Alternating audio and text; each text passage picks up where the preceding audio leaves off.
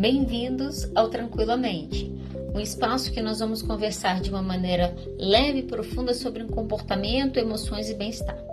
Eu sou Adriana de Oliveira, sou psicóloga, doutora em ciência do comportamento e ao longo dos episódios nós vamos estar explorando juntos temas que fazem parte do nosso dia a dia, desde os desafios emocionais que nós precisamos lidar até as estratégias para a gente poder viver com mais equilíbrio e tranquilidade.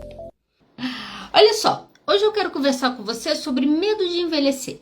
Por que nós temos tanto medo do envelhecimento? Então, se você vai conversar com as pessoas mais novas, elas falam muitas vezes que elas nem se veem velhas. Elas falam, não, devo morrer cedo. A pessoa que tem talvez uma imagem ou que pensa em chegar lá na terceira idade, né, na quarta idade, quando a gente tem falado agora, muitas dessas pessoas têm medo dessa etapa da vida.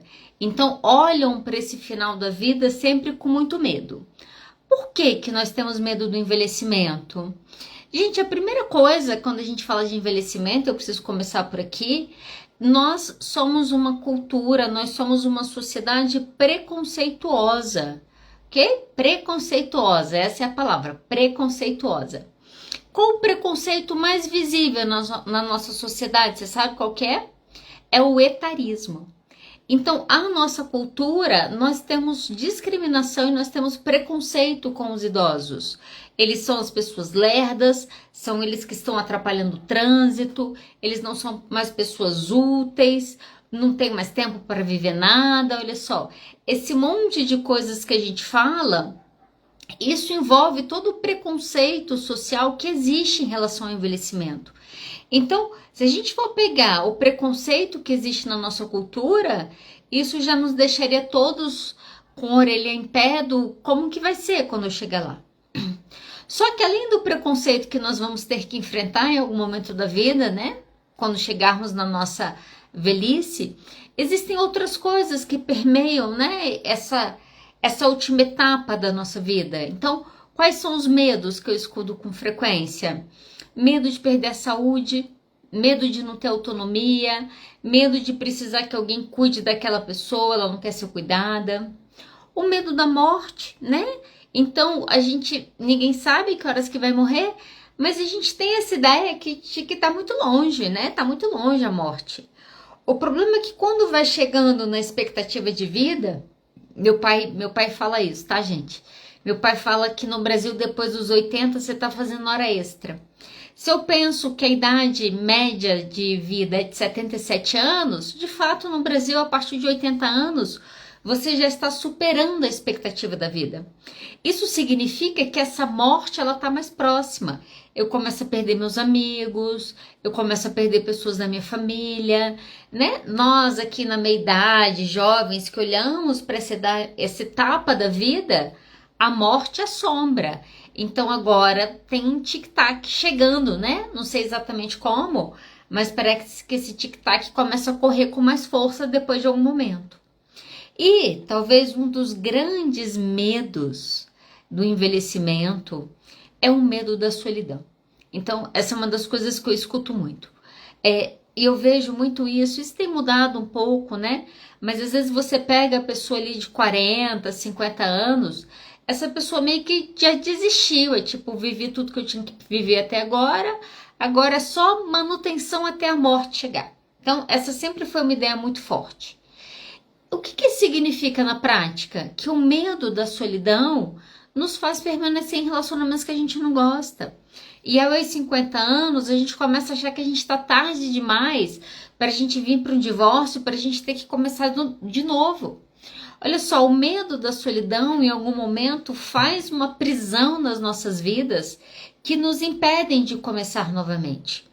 E quando a gente olha para a velhice, esse é um medo frequente. Existem pessoas, infelizmente até hoje, que casam e têm filho pensando na velhice.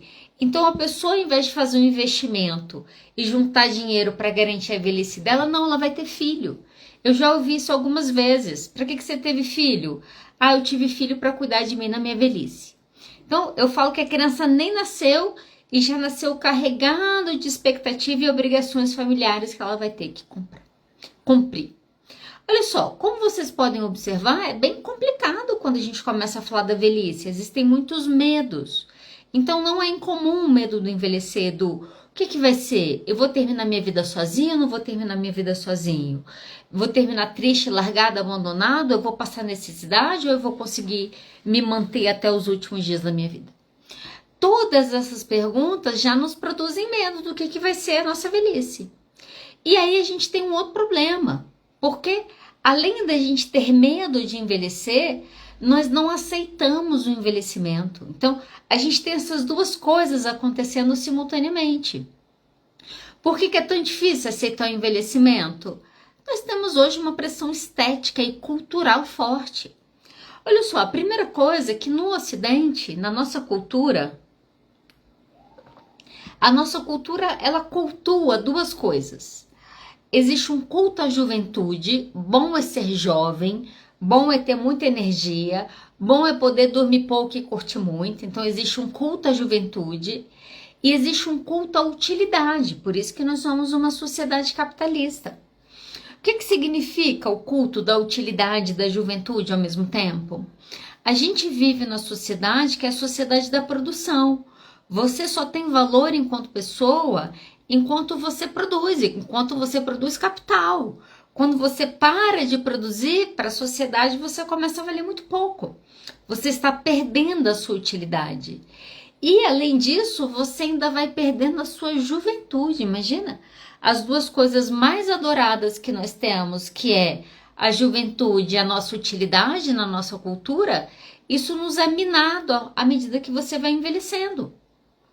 Eu lembro, gente, eu já tive momentos bastante workahólicos da minha vida, e eu lembro que teve um período da minha vida que eu trabalhava em média 70 horas por semana.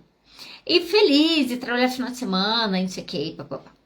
E aí muitas coisas mudaram na minha vida, né? Várias capotagens aconteceram.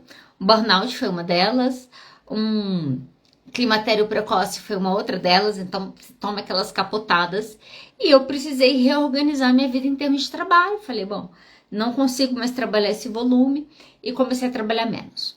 Só que nisso que eu diminuí muito a minha hora de trabalho, eu comecei a entrar numa crise. Por quê? Eu sempre produzi muito, eu sou muito orientada por resultado. Então, adoro ter uma meta para bater. Isso me faz trabalhar. Só que nesse momento que eu diminuo muito, a sensação que eu tinha é que eu estava trabalhando pouco. Passava de manhã, tarde, noite, eu falava, nossa, estou trabalhando tão pouco. Nossa, estou trabalhando tão pouco. Nossa, estou trabalhando tão pouco. E eu já estava conversando com a minha irmã e falando isso. Eu falei, não, porque eu estou trabalhando muito pouco. E não tem condição, não sei o quê. E ela virou para mim e falou assim, Adriana, só para eu entender, você achou que você ia ter a energia dos seus 20 anos a vida inteira? Falei, com certeza. Mas não era? Ia mudar? Sim, ia e vai mudar e muda. Olha só, a força de trabalho, muitas vezes eu não consigo mais manter a mesma. À medida que eu vou envelhecendo, a minha produção cai. A gente começa a não conseguir integrar do mesmo jeito. Sem contar, gente, o que eu estava falando, não só a produção, como o quê? A nossa sociedade valoriza a juventude, a estética. Eu já contei para vocês aqui que esse ano eu faço 45 anos. Então, no próximo mês aí eu vou fazer 45 anos, sou ariana. Então, mês que vem eu faço 45 anos. E eu conheço uma pessoa que eu convivo que ela trabalha na área de estética. Bom, passou, acho que isso deve ter uns 2 anos atrás, ela começou a trabalhar. E ela encontrava comigo, ela falava, nossa, Adriana, se você quiser, ó, dá para fazer um botox aqui, dá para fazer um negócio aqui, dá para fazer uma levantada aqui. Aí eu ria, tá, não, tudo bem, se eu quiser eu falo com você. Passava 6 meses, a pessoa vinha falar comigo, Adriana, você podia fazer um botox aqui, olha, se você fizer um preenchimento aqui, vai ficar bem interessante, não sei o que, não. Eu falava, tá bom, não sei o que. Passou uns 6 meses, a pessoa me falou a mesma coisa, passou uns 6 meses, a pessoa me falou a mesma coisa. A última vez que essa pessoa veio falar a mesma coisa comigo, eu virei para ela e falei assim, olha só, deixa eu te falar uma coisa. O que está acontecendo comigo é que eu estou envelhecendo. Eu não tenho a mesma pele que eu tinha quando eu tinha 20 anos. Isso aqui era bem mais levantado, podem acreditar em mim. Eu falei, eu estou envelhecendo. E nesse momento eu não estou insatisfeita com o meu processo de envelhecimento. Talvez pode chegar algum momento que eu fale, não, quero um pouco mais de botox aqui, eu quero fazer um preenchimento. Mas nesse momento, tá tudo bem. Eu falei, eu não tô afim de colocar um carro na minha cara. Eu ainda tô preferindo comprar um carro, se for o caso. E aí a pessoa ficou meio constrangida na hora, e desde então ela nunca falou mais comigo sobre isso. Olha só, o mercado da estética, de quem faz harmonização facial, a pessoa não só faz, como ela te comunica, ela fala, você devia fazer. Por quê? Porque nós precisamos estar jovens, é isso que a nossa cultura está nos dizendo o tempo todo. Só para vocês terem noção, vou sair daqui, mas só para vocês terem noção, atualmente o mercado anti-envelhecimento e o mercado estético, ele gira em torno de 250 bilhões de dólares por ano. Até 2030, ou seja, daqui a 5 anos, né? Daqui a 5 anos, a estimativa é que esse mercado ultrapasse 30 bilhões de dólares. Tem um programa, num documentário no Netflix que você pode assistir, O Homem que Não Quer Morrer. Ele está tentando parar a idade biológica dele. Nós estamos nesse momento que o envelhecimento se tornou um grande problema. Só que o problema real, gente, é o seguinte, que ou você vai morrer cedo ou você vai envelhecer. Esse é o ponto. O que eu faço para não envelhecer? Morre cedo, morre na juventude. Mas se você quer ter uma vida longa, isso vai significar sim, vai significar um envelhecimento. Qual que é o problema do medo, né? O tema é o medo de envelhecer. O problema não é envelhecer, porque envelhecer vai acontecer. O problema é o medo. O medo, ele tem uma função biológica de proteção, a gente sabe disso. Só que o medo, quando você não olha para esse medo, ele se torna uma prisão, que ele te mantém naquele lugar. O que eu observo quando eu falo de medo de envelhecimento, né? Eu sinto que isso chega muito na meia-idade. A galera nova ali, adolescência, início da juventude, você não está muito preocupado com o que vai estar a sua vida daqui a 60 anos. Você nem sabe se você vai estar lá. Se você é um grande sonhador, você está sonhando com ela ali em torno dos 40. Mas quando você chega aos seus 40, aos seus 50 anos, que a gente vai entrar na meia-idade, né? Os milênios começam a entrar na meia-idade por agora. Quando isso começa a acontecer, começa a chegar a conta da juventude, das noites sem dormir, das Coca-Cola que você tomou, da vida louca que você viveu. Na prática, né, você começa a ver pessoas precisando cuidar mais da saúde e começando a precisar também cuidar dos seus pais. Então, à meia-idade, você tem esse lugar dessas pessoas que estão ainda muitas vezes cuidando dos filhos e começam a necessidade de terem que dar mais suporte aos seus pais. Nesse momento, começa a se pensar, como que eu vou chegar lá? Quem vai cuidar de mim? Essas crianças aqui vão cuidar de mim? Esses adolescentes aqui que bate porta que me odeiam? Como que eu vou chegar quando eu estiver lá? Esse é o momento que começa. O que será do futuro? E aí, deixa eu te contar o que será do nosso futuro, Brasil, ok? Eu te falei no início da live que a nossa expectativa de vida gira em torno aí hoje de 77 anos no Brasil. Até 2040, a gente vai ter mais de 25% da população brasileira acima de 60 anos. Em 2040, eu farei 60 anos, estarei nessa estatística. Olha só, mais de 25% da população brasileira estará acima de 60 anos. E até 2050, haverá 2,1 bilhões de idosos no mundo.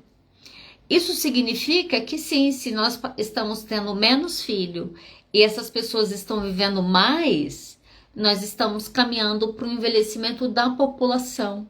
Então, se hoje a gente tem um grau de violência em relação ao idoso, o que vai ser daqui a 15 anos? A gente vai ter uma mudança acontecendo aí, né?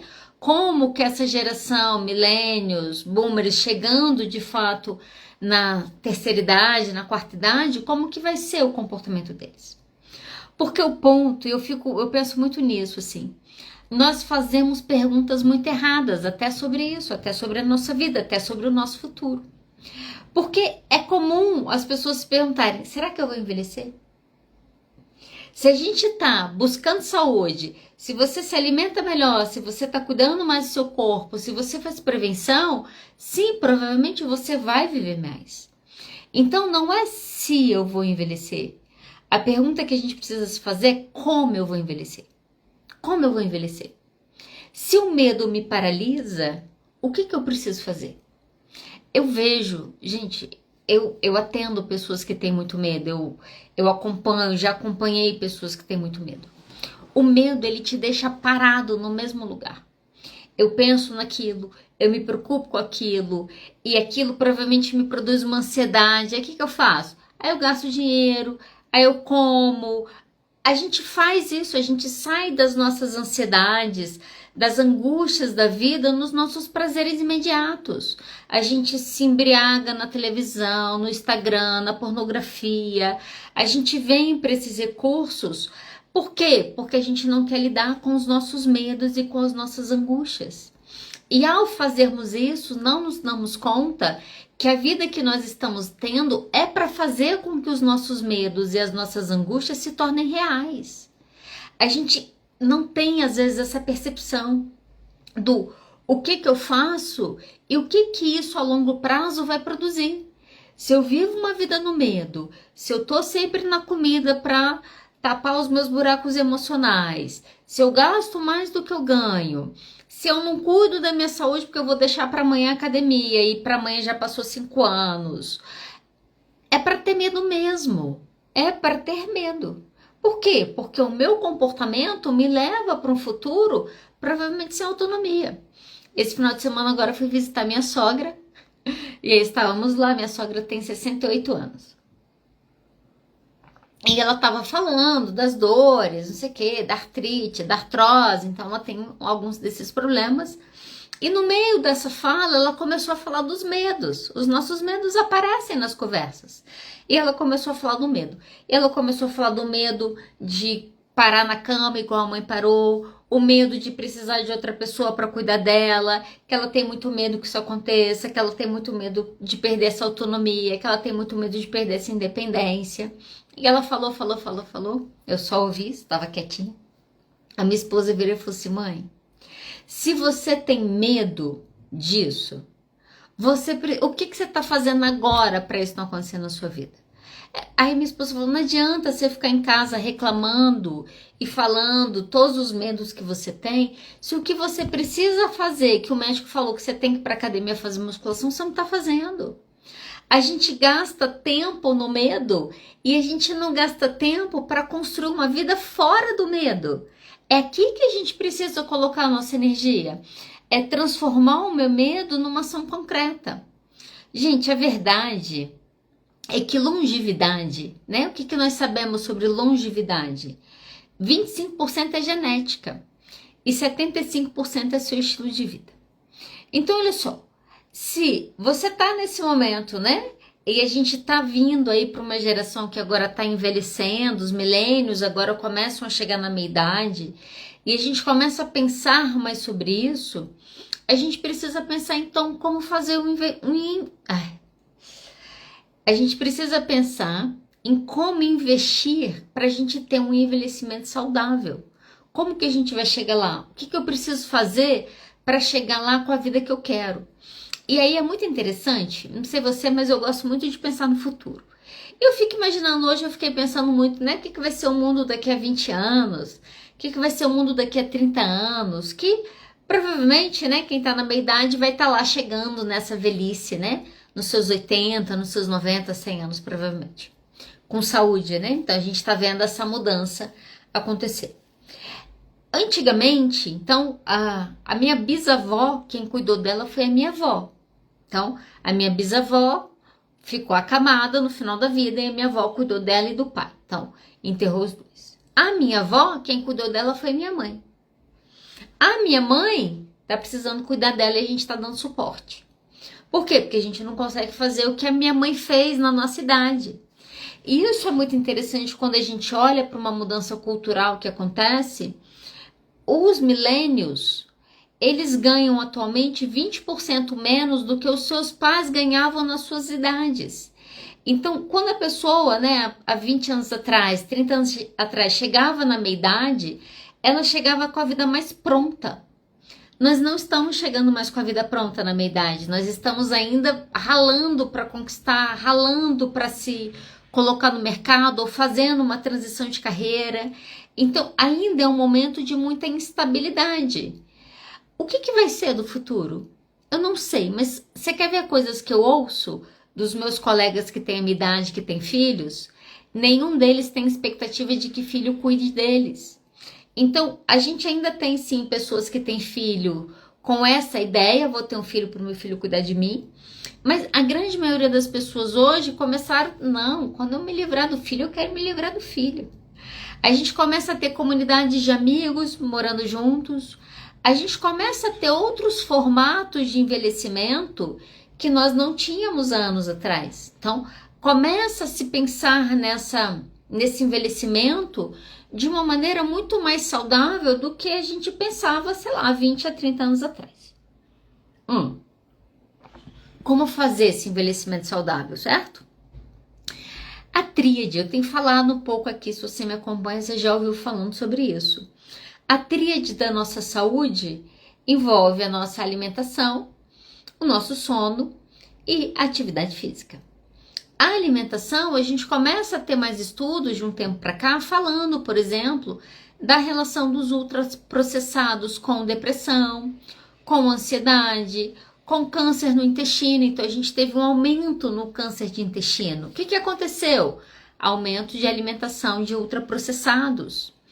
A alimentação está muito relacionada a como nós vamos envelhecer. Então, tem um programa, um documentário na Netflix chamado Blue Zones, que vai falar sobre as zonas azuis, que são os lugares no mundo que você tem a maior taxa, a maior expectativa de vida. Quais são algumas lições que essas pessoas nos dizem? O pilar, a tríade, desculpa. Qual tríade? Alimentação, sono e atividade física. Alimentação, a gente vê uma mudança, né? A gente começa a ver gente que vai para a festa com a marmita na mão, porque ela tem que manter a dieta. A gente começa, de fato, falar do quão mal os ultraprocessados fazem, o quão mal o açúcar faz para o nosso corpo e tal. O sono, eu percebo também que a gente começa a ter mais conscientização. A expectativa de vida, gente, da geração Z, né? Geração que está vindo aí, provavelmente eles devem chegar a 120 a 150 anos com saúde. Olha o gap que a gente vai ter, né, nesse tempo de vida deles. E aí você quer ver? Vamos olhar para a geração Z. O que ela marca? A gente começou a ter fechamento das boates, fechamento das casas noturnas. Por quê? Geração Z não quer ir para a noite, ela não quer perder sono. Ela tem que dormir 8 horas por dia, ela tem que malhar, ela tem que se alimentar bem. Você tem uma mudança na cultura. A gente começa a valorizar o sono. A gente começa a falar mais da atividade física, da importância dela. Existem médicos hoje que eles receitam atividade física para o tratamento do seu problema, de tão importante que isso aconteceu. E eu vou te dizer que essas três, eu falo que a mais ingrata é a atividade física, tá? Sabe por que a atividade física ela é ingrata? Porque ela só falha enquanto você faz. Então, se você tá fazendo agora, ó, tá contando para você. Fica um mês sem ir na academia, você volta pra academia, ela fala, nunca te conheci, não sei nem quem você é. Isso significa, né, esses dias eu estava conversando isso com uma paciente, ela estava nesse processo de mudança de algumas coisas, e eu falei com ela, eu falei, olha, você não pode olhar para isso e pensar que você está entrando numa dieta. Se você quer mudar a sua vida, você precisa entender que você está entrando num novo estilo de vida. Né? Eu, de uns 2 anos para cá, eu mudei muito algumas coisas e principalmente a questão do meu sono. Esses dias uma amiga minha me mandou mensagem 10h30. E aí, vamos fazer a reunião agora? Eu respondi para ela no outro dia. Nossa, já estava dormindo. Já não negocio meu sono por causa de trabalho. Não negocio meu sono por causa de rolê. Olha só, a gente tem uma mudança na nossa cultura. Beleza, dormir mal, você recupera ali no final de semana. E atividade física, ela tem que ser constante. Então, essa é a tríade do envelhecimento saudável. O que mais, né? O que mais eu preciso fazer para envelhecer com mais saúde? Você precisa cuidar das suas emoções. Olha, aqui no Brasil, poucas pessoas amadurecem emocionalmente, essa é a verdade. Então, tem um psicólogo que eu sigo que ele defende que a idade emocional do brasileiro gira em torno de 21 anos. Às vezes eu acho que é um pouco menos, até adolescência, quinta série C, algo desse tipo. Chega em alguns momentos da nossa vida que a gente tem a oportunidade de lidar com algumas das nossas emoções. Se a gente não aprende a fazer isso, a conta chega lá no final. Esses dias eu estava conversando com uma amiga minha, e ela estava comentando do pai dela. Então, o pai dela tem 73 anos, ela falando que estava difícil e contando um pouco o que estava acontecendo. E ela falou, Adriana, ele brigou com absolutamente todo mundo da família, dos amigos. E aí, quando você vai conversar com ele, ele fala, não quero conversar não, que isso me faz mal. Mas faz mal para ele, e aí ele tem que lidar com isso no alcoolismo. Você tá vendo o que são emoções não trabalhadas? Então, você quer ter um envelhecimento saudável? Lide com as suas emoções. A ansiedade que está na sua vida aos 40 vira pânico aos 30 quando você não cuida. A depressão leve que você leva como se não fosse muita coisa te deixa em cima de uma cama 30 anos depois. Essas emoções que a gente não cuida e que a gente não trabalha, elas vão vir potencializadas na nossa vida lá na frente. E muitas vezes a gente não sabe como lidar. Então a gente vê idosos que deprimem, não conseguem sair da cama. A taxa de suicídio entre idosos é muito alta no Brasil. A gente tem pessoas com pânico que não saem das suas casas. A gente tem idosos acumuladores que não conseguiram viver uma vida fora e viver uma vida dentro daquele lugar uma vida inteira. O que aconteceu? Emoções não lidadas. Então, se você não faz, tá na hora de fazer terapia. Né? Esses dias eu recebi uma paciente, é legal receber essas pacientes, de vez em quando aparece. Não tem nenhum transtorno, o que eu vim fazer? Olha, eu entendo que eu acho que eu não lido muito bem com as minhas emoções e eu quero aprender a lidar melhor. Falei, nossa, um cliente que vem no mecanismo de prevenção da vida. Olha só, são poucos, mas de vez em quando eles aparecem. Tudo bem? Então, aprenda a cuidar das suas emoções. A quinta coisa, hein? Eu caminho para o final com vocês. A quinta coisa. Aprenda coisas novas. Olha, às vezes eu adoro ser adulta, mas eu acho adulto um bicho chato. Não vou mentir para você, não. Nossa, coisa chata é um negócio chamado adulto. Sabe uma coisa que o adulto tem que é chata? Primeiro que a gente está o tempo todo no desempenho. Então, fazer uma coisa que eu sou ruim, imagina que se eu vou fazer um negócio que eu não sei. Para com isso, né? A gente tem tanto medo do desempenho, a maioria dos adultos tem tanta ansiedade por desempenho, que a gente só quer fazer o que a gente sabe. E aí, a gente só quer fazer o que a gente sabe e a gente não quer aprender coisas novas. Quando chega um chefe novo que fala, olha, a gente vai mudar algumas coisas, a pessoa fala, não, vai mudar porque, não, aí eu vou ter que aprender. Eu lembro quando eu terminei o doutorado, eu estava terminando o doutorado, eu já não aguentava mais doutorado. Eu lembro que teve um período que eu comecei a falar o seguinte, eu falei, olha, eu tô decidida, quando eu terminar o doutorado eu nunca mais vou ler nada, não aguento mais ler, eu vou sair daqui e eu não vou aprender mais nada. Até parece, né, gente? 6 meses depois eu estava estudando outra coisa. Mas olha só, a gente tem essa coisa no adulto que a gente tem vergonha de errar no processo, a gente não quer sentir que a gente fracassou, a gente não quer sentir que a gente não é bom o suficiente. E aí o que a gente faz? A gente para de aprender. A gente não quer mais recomeçar as coisas que não deram certo, a gente não quer começar coisas novas. Essa semana encontrei com um colega meu na academia, a gente fazia inglês juntos aqui no condomínio, aí terminou a turma. Encontrei com ele essa semana. Eu falei, e aí, como você tá? Então ele falou, você já voltou pro inglês? Eu falei, não, ainda não. Ele falou, eu voltei pra cultura. Eu falei, você tá gostando? Ele falou, Adriana, o único problema é que eu tô numa sala com pré-adolescentes, mas tirando isso... Aí eu falei, sério? Ele falou, às vezes é difícil, né? Olha só, é difícil mesmo. É mais fácil você estar fazendo inglês aos 12 do que você ter que ir lá nos seus 40, 45, 50 anos voltar para uma turma com as pessoas que podem ser seus netos, às vezes, ou seus filhos. É difícil. Recomeçar é difícil. A nossa cultura tem muito em relação a isso. E aí nós erramos aqui. Às vezes eu falo isso com os meus pacientes. Pense no seu cérebro como um músculo. Como um músculo que, se você exercita, ele se desenvolve. Ok, ele não vai crescer, ele não tem como sair daqui. Mas o nosso cérebro ele é tão impressionante que ele consegue crescer em número de sinapses. É como a gente pode aumentar a capacidade do nosso cérebro em termos de produção daquilo que ele pode fazer. Como que eu faço isso? Você precisa exercitar o seu cérebro. Como que você exercita? Aprenda coisas novas. Você quer se manter jovem? Quer ter um envelhecimento saudável?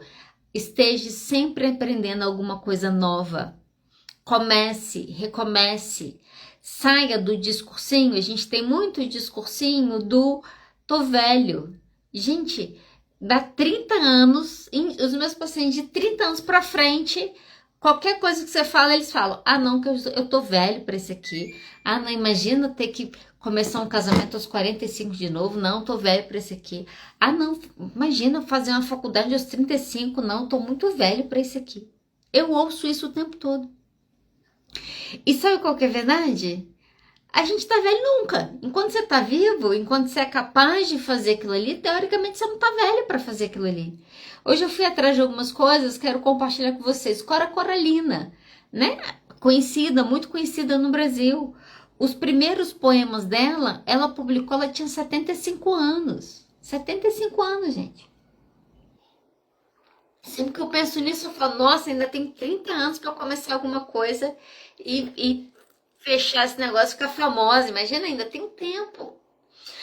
Não sei se você acompanha, mas uma das coisas que eu vejo, por exemplo, que os idosos falam é, ah não consigo mais fazer atividade física, eu tô velha.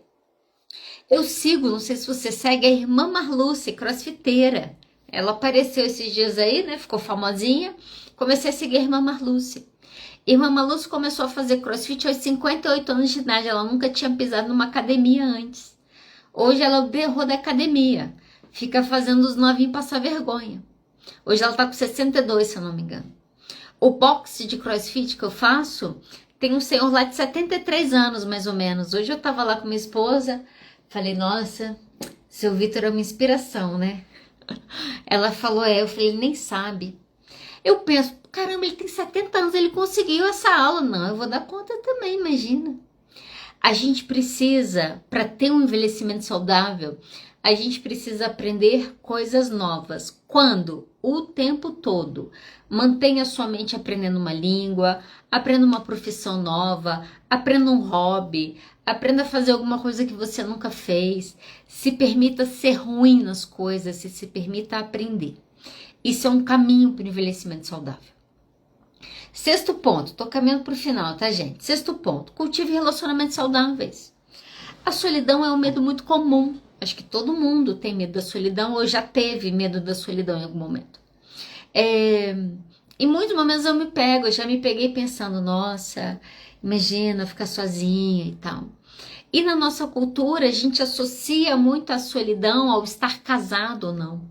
Eu preciso estar casado ou eu preciso ter filhos para garantir que eu não esteja só. E um dia eu estava pensando sobre isso, refletindo sobre isso, e eu pensei, eu estou errada. A verdade é que estar só ou não na nossa velhice depende não se eu casei ou se eu não casei, ou se eu tive filho ou não tive filhos. Depende de quão saudáveis foram as relações que eu cultivei. Porque eu vejo isso, eu fiz natação aqui, e na natação eu conheci a dona Dulce, né? A dona Dulce nada, e ela, nessa natação e tal, me contou um pouco da história dela, não sei o que, veio pra cá e tal.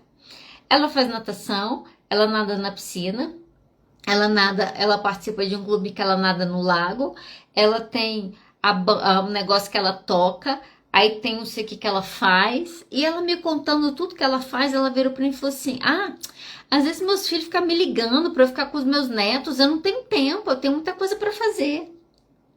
Isso é uma pessoa que fez o quê? Cultivou relacionamentos saudáveis, né? Tem um filho, tem um neto que quer ver ela, mas tem outras coisas acontecendo também na vida dela. No inglês que eu fazia, uma colega minha, idosa, Mesmo esquema, aposentada, né? A gente ia conversando, não, porque eu tenho inglês 2 vezes na semana, que eu faço musculação, que tem um grupo divas, que tem aula de dança, que tem o jantar beneficente que eu vou, que tem o trabalho voluntário que eu faço no lugar tal, que meu neto quer falar comigo no dia não sei o quê. Olha só, o que diferencia uma pessoa que chega na vida, na velhice sozinha ou não sozinha? A qualidade dos seus relacionamentos. Se eu tenho um relacionamento, eu só invisto nele, quando eu perdi tudo. Se eu cultivo relacionamentos, se eu tenho relacionamentos saudáveis com os meus amigos, com a minha vizinhança, com os meus filhos, com os meus sobrinhos, com os meus pares, com as pessoas que vêm na minha vida, olha só, eu garanto uma velhice aí apoiada numa rede de apoio, né? Porque essa é uma das coisas principais. Você tem muita perda da rede de apoio à medida que você vai envelhecendo. Então, essa é uma questão. 2 últimas coisas para eu encerrar, tá? Mantenha-se ativo, né? Ativo quando? Ativo sempre. Ativo para a vida toda. Esse dia eu estava falando com a minha esposa sobre isso. Falei, a gente tem que aprender a fazer descansos ativos. Né? O que é o descanso ativo? O que a nossa cultura faz? A gente trabalha. Quando a gente para de trabalhar, imagina, passei o dia sentado aqui nessa mesa trabalhando, aí você para de trabalhar, aí você quer deitar no sofá, aí você quer deitar na cama, aí você quer ficar na poltrona vendo. A gente parou de se movimentar. A gente precisa aprender a estar mais ativos. Isso faz diferença quando a gente entra no processo de envelhecimento. Então, ativo é manter a sua vida em movimento. Esses dias uma pessoa me perguntou assim, tá, mas aí, a pessoa tem TDAH. Aí ela me perguntou assim, mas aí você acha que eu tenho que fazer? Quando eu enjoar, eu faço outra coisa? Eu falei, sim. Até quando? Eu falei, até quando você morrer. Se nesse caminho você precisar ter 10 esportes diferentes, que seja. Mantenha-se ativo. A gente se preocupa com a velhice e o que a gente deveria fazer é estar cuidando do nosso dia, cuidando da nossa alimentação. Ontem uma amiga minha, a gente almoçou com uma amiga minha e aí a gente saiu e tal. E aí uma hora, não sei o que eu falei assim, deixa estar. Vocês vão ver como que eu vou estar nos meus 50 anos, toda malhada. Aí todo mundo riu. Para eu chegar lá toda malhada, não adianta me preocupar se eu vou ou não. Eu preciso malhar. Eu preciso cuidar da minha alimentação. A gente tem que trocar a nossa preocupação por ações, se a gente quiser mudar alguma coisa. E último ponto, tá? Pra gente caminhar de fato pro final, já falei umas 3 vezes, né? Mas pra gente encerrar. Você que está me ouvindo, que você ainda não fez isso, está na hora de você fazer um planejamento financeiro para o seu futuro. Nós temos angústia do que será o envelhecimento, e na angústia do que será o envelhecimento, a gente tapa o nosso medo com as distrações da vida. Tenha um planejamento. Adriana, não sei nem por onde começar. Começa, deixa eu te dar uma dica do começo. Começa guardando 10% do seu salário todo mês. Faz uma continha. Coloca lá, aposentadoria. E coloca 10% do seu salário todo mês. Daqui a 6 meses, daqui a 2 anos, você vai pensar nesse dinheiro. E aí você vai investir esse dinheiro. A gente precisa se planejar financeiramente para a gente não chegar no momento da nossa vida desamparado. Então, sim, precisa ter planejamento financeiro, precisa pensar em aposentadoria, precisa pensar em aposentadoria privada. Se a gente considerar que a gente está num aumento da expectativa de vida, e aí eu vou pegar pelo meu pai, tá? Meu pai tem 83 anos, vai fazer 84 agora, esse ano, e meu pai tira os plantões dele lá no hospital. Então, além da atividade física, ele ainda se mantém trabalhando. Então, imagina se eu estiver falando ainda, pensar, ai meu Deus, quero pensar isso não, hein? Mas 40 anos de trabalho, olha só, imagina esse tempo, o que eu quero fazer? Como que eu quero chegar lá? Se eu pensar que eu vou precisar trabalhar mais, e talvez eu tenha energia para isso, a gente tem tempo para se planejar, né? Tem um processo. Às vezes o paciente de seus 40, 50 anos fala, que a vida acabou, você quer, não tem como, tô velha, etc e tal. Eu falo, sério? Você está chegando na metade da sua vida, diferente. Você está chegando na metade da sua vida com conhecimento e com uma sabedoria que você não tinha quando você começou. A gente precisa se organizar nesse sentido para construir a vida que a gente quer. O foco, gente, não é eu vou envelhecer ou eu não vou envelhecer. O que a gente precisa buscar é o envelhecimento com qualidade de vida. E aí, isso é interessante, eu quero terminar aqui, tá? Como que eu consigo viver uma boa morte? Né? A gente fala pouco sobre a morte, deveríamos falar mais. Mas talvez isso seja o que todo mundo quer, uma boa morte. Eu penso na minha morte, tá? Se quiser, compartilho com vocês. Mas de vez em quando eu penso na minha morte. Como que eu quero que seja a minha morte? Como que eu quero que seja essa etapa da minha vida? E aí, pensar nessa morte, né? Pensar nesse lugar do envelhecimento é um lugar que às vezes a gente não quer nem olhar. Porque sabe qual que é a verdade? A consciência da morte nos deixa mais vivos. O Jung vai defender que a forma como nós vamos viver a nossa vida vai definir a nossa prontidão para a morte. A gente vai chegar na nossa velhice carregados de arrependimento, de tudo aquilo que nós gostaríamos de ter sido e vivido e a gente nunca deu conta, ou a gente vai chegar pronto para a morte. Por quê? Porque a gente viveu a vida consciente, porque eu construí no meu caminho a vida que eu queria ter, porque eu fui responsável com as minhas decisões, porque eu fui responsável com as minhas emoções. Então, tenta, né? Se o medo te atravessa, se você se percebe nesse medo do não tenho mais energia que eu tinha, olha só, estou usando óculos agora, né? Se essas coisas te perpassam, a gente precisa ver, ok, como que eu aceito quem eu sou e continuo construindo essa pessoa que eu ainda quero ser? E aí, para isso, gente, a gente precisa sair do automático. O automático da vida vai fazer o ano acabar sem você nem ter visto. Esses dias fui fazer um atendimento. Quando eu cheguei lá, minha paciente chegou para mim e falou assim: para você ver, o ano já tá acabando. Eu falei: não, que história é essa que o ano tá acabando? Eu falei: a gente ainda tá em março, o ano tá acabando não. Ela falou: mas passa muito rápido. Eu falei: nisso você dá certo. Se nós estamos no automático, o nosso ano é marcado pelos feriados. Carnaval, Páscoa, Corpus Christi, tem Dia das Mães, Dia dos Pais, Dia das Crianças, Natal, meu Deus, o ano acabou. E aí entra ano, sai ano, a vida tá atropelando a gente. Como que eu faço, né? Como que eu construo essa vida? Como que eu envelheço com saúde? Você precisa acordar. Você precisa estar consciente. Você precisa estar consciente das decisões que você está tomando. Você precisa estar consciente se essas relações estão fazendo sentido ou não. Você precisa estar consciente como que você está cuidando do seu corpo. Se você viver uma vida consciente, quando chegar a hora, nós estaremos prontos para a morte.